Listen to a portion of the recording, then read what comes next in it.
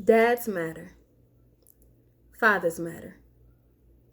And if you didn't know, now you know. Now you know the smile on my face when he calls me baby girl and Miss Piggy. Now you know the smile on my face when my mother calls me by his name because I look and act just like him. I mean, I'm borderline my mama twin, but I do look and act like my dad. But now you know why my smile faded. Just a little when daddy left.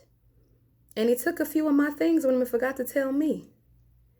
Don't you hate when people borrow your stuff and don't give it back? They chilling in your stolen goods as you walk around and lack. Facts, I made a list because I'm going to need my stuff back and he can't travel too far because I'm going to follow in his tracks. A long way from home and who God called me to be. So busy seeking my wants, I forgot my God said he would supply all my needs.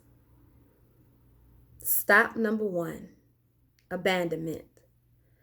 The worst thing about a loved one leaving is not knowing when or if they'll even come back. I mean, the world likes to just sum it up as daddy issues, but it's deeper than that.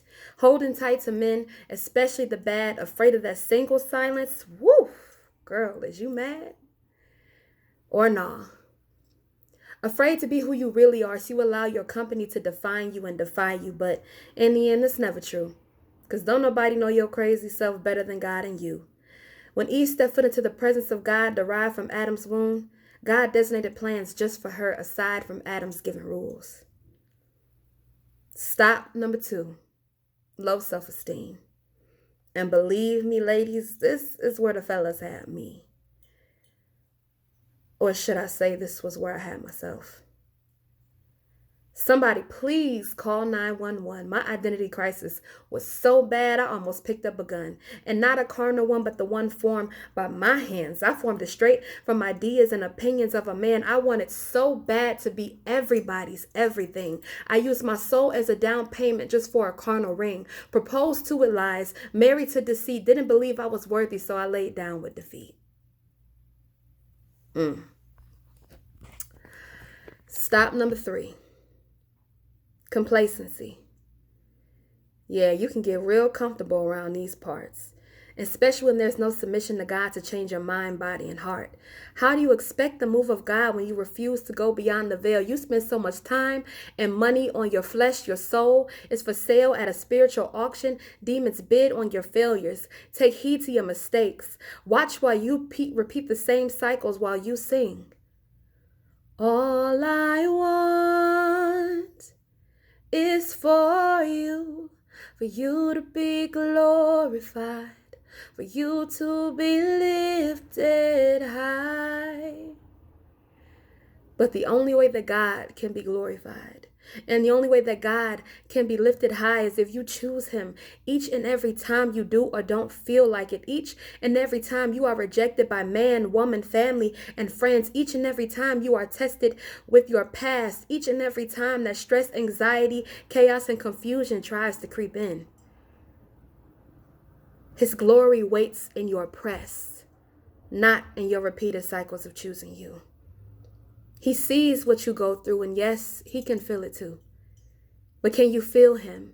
Can you feel his spirit moving through you, activating his word that is in you, speaking to the great I am that he put inside you? How can you be stagnant, and how can you choose not to move? It won't be long before comfortable becomes too comfortable. Remember, if you sit in trash long enough, it stops smelling. And if you get abused too long, you start to accept it. Everything you do in your own will is temporary, while the will of God is everlasting. Stop number 4. City of denial. For the longest time, I denied me.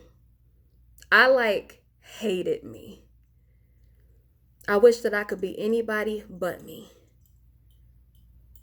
But what's crazy is that his spirit was activated just by me being me. You see, choosing the opposite of who God calls you to be is like choosing death over life. Ignorance over wisdom, no peace, just strife. Why, yes, I'm imperfect, but that won't cease God's will. Being of this world breeds chaos, but in his presence, I am still. I am everything he made me to be. Everything and more. But it's hard to remain positive when the enemy waits at the door. I have so many insecurities and my qualifications are few. I don't look good. I don't sound good. I don't sing good. I don't talk good. I'm just not good enough.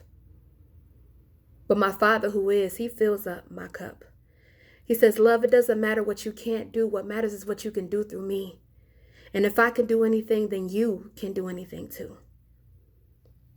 So again, I say, dads matter. All fathers matter. And if you don't know, let me remind you. Now you know the smile on my face when he calls me powerful. Now you know the smile on my face when he allows me to see another day, breathing the breath of life into my body and loving me in every way. It is to the Most High, my God, that holds me as a crown of glory in his hands. I am his peculiar flower, and through the storm I stand as a standard for the army of God which is at hand. I will not back down. I will stand and fight, and I will forever be a woman of God until the day I rise. Thank you.